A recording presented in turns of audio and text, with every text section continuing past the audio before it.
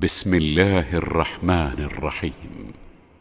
تبارك الذي بيده الملك وهو على كل شيء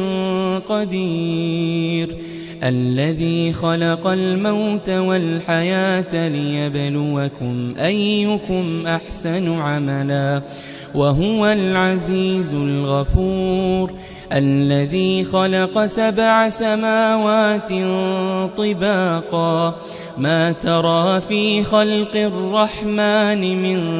تفاوت، فارجع البصر هل ترى من فطور، ثم ارجع البصر كرتين ينقلب إليك البصر خاسئا وهو حسير، ولقد زينا السماء الدنيا بمصابيح وجعلناها رجوما للشياطين، وأعتدنا لهم عذاب السعير، وللذين كفروا بربهم عذاب جهنم وبئس المصير. إذا ألقوا فيها سمعوا لها شهيقا وهي تفور، تكاد تميز من الغيظ، كلما ألقي فيها فوج سألهم خزنتها ألم يأتكم نذير، قالوا بلى قد جاءنا نذير فكذبنا وقلنا ما نزل الله من شيء إن أنتم إلا في ضلال كبير، وقالوا لو كنا نسمع أو نعقل ما كنا في أصحاب السعير، فاعترفوا بذنبهم فسحقا لأصحاب السعير.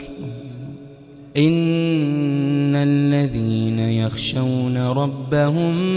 بالغيب لهم مغفرة وأجر كبير، وأسروا قولكم أو اجهروا به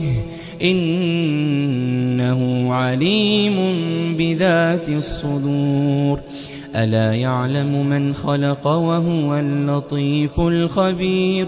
هو الذي جعل لكم الأرض ذلولا فامشوا في مناكبها وكلوا من رزقه وإليه النشور. أأمنتم من في السماء أن يخسف بكم الأرض فإذا هي تمور، أم أمنتم من في السماء أن يرسل عليكم حاصبا، فستعلمون كيف نذير. ولقد كذب الذين من قبلهم فكيف كان نكير، أولم يروا إلى الطير فوقهم صافات ويقبضن ما يمسكهن إلا الرحمن إنه بكل شيء بصير. أمن هذا الذي هو جند لكم ينصركم من دون الرحمن إن الكافرون إلا في غرور. أمن هذا الذي يرزقكم إن أمسك رزقه بل لجوا في عتو ونفور، أفمن يمشي مكبا على وجهه أهدى أهدى أمن يمشي سويا على صراط مستقيم قل هو الذي أنشأكم وجعل لكم السمع والأبصار والأفئدة قليلا ما تشكرون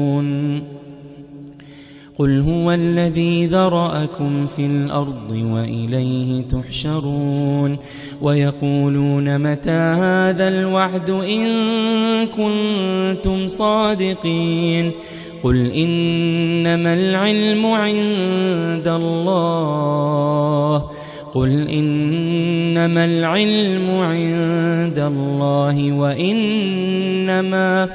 وإنما أنا نذير مبين فلما رأوه زلفة سيئت وجوه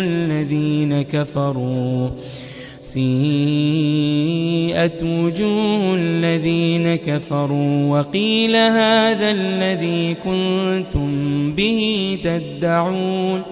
قل أرأيتم إن أهلكني الله ومن معي أو رحمنا